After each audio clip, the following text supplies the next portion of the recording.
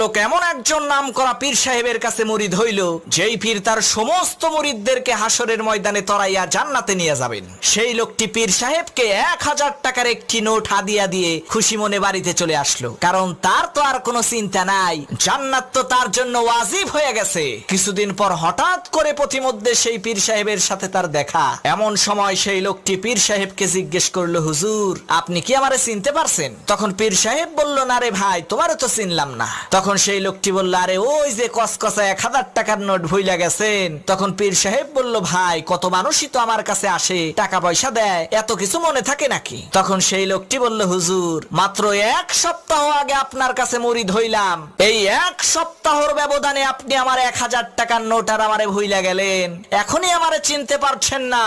তাহলে সেই কাল হাসরের ময়দানে লক্ষ কোটি মানুষের ভিড়ে আপনি আমাকে কেমন করে চিনবেন? না চিনলে জান্নাতে নিয়ে যাবেন